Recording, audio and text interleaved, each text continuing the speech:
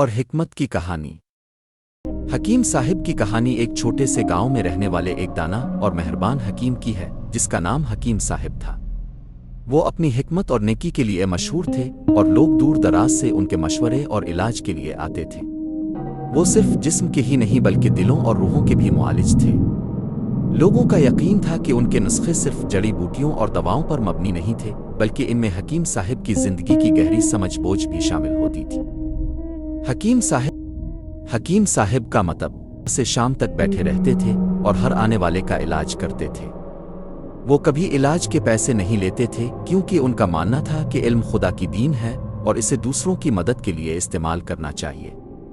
بدلے میں لوگ انہیں اپنی استطاعت کے مطابق کچھ نہ کچھ دے دیتے تھے، کوئی اناج لاتا، کوئی تازہ دودھ اور کچھ لوگ اپنے کھیتوں سے پھل اور سبزیاں لاتے۔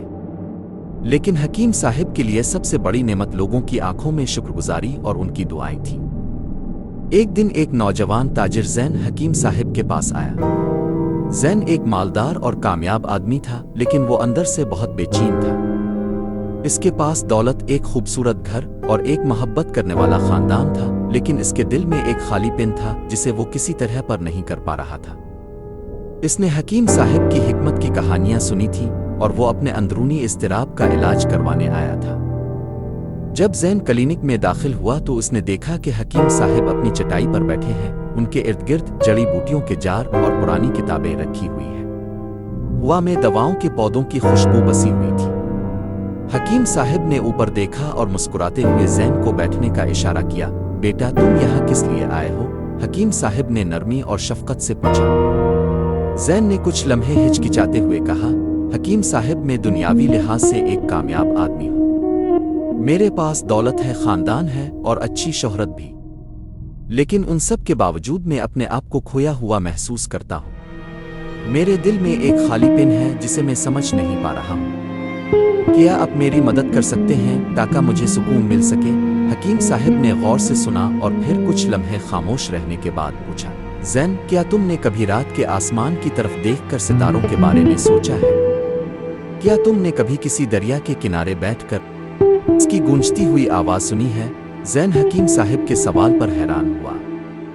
میں نے ستارے دیکھے ہیں اور دریا کی آواز بھی سنی ہے، لیکن کبھی ان کے بارے میں زیادہ نہیں سوچا، زین نے اعتراف کیا۔ حکیم صاحب مسکرائے اور بولے، یہی تمہارے سوال کا جواب ہے۔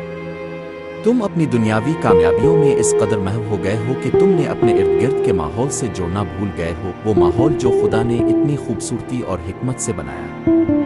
تم سکون مادی چیزوں میں تلاش کرتے ہو، لیکن اصل سکون اندر سے آتا ہے زندگی کی چھوٹی چھوٹی خوشیوں کو سراہنے، زندگی کی چھوٹی چھوٹی خوشیوں کو سراہنے اور ان کے لیے شکر گزار ہونے سے۔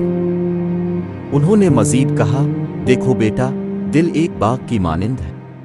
اگر تم اس میں سکون، شکر گزاری اور مہربانی کے بیج بوا گے تو یہ امن اور خوشی سے بھر جائے گا، لیکن اگر تم اسے نظر انداز کرو گے، اس میں خواہشات اور لالچ کو بھر دو گے تو یہ سوکھ جائے گا اور بنجر ہو جائے گا۔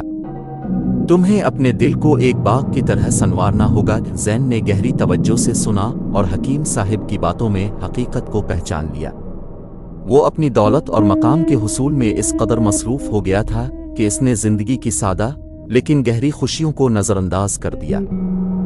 اس نے حکیم صاحب کا شکریہ ادا کیا اور اپنی زندگی میں تبدیلی لانے کا عہد کیا۔ وہ زیادہ وقت قدرت میں گزارے گا، دوسروں کی مدد کرے گا اور چھوٹی چھوٹی چیزوں میں خوشی تلاش کرے گا۔ سالوں کے دوران زین نے اپنے عہد کو پورا کیا۔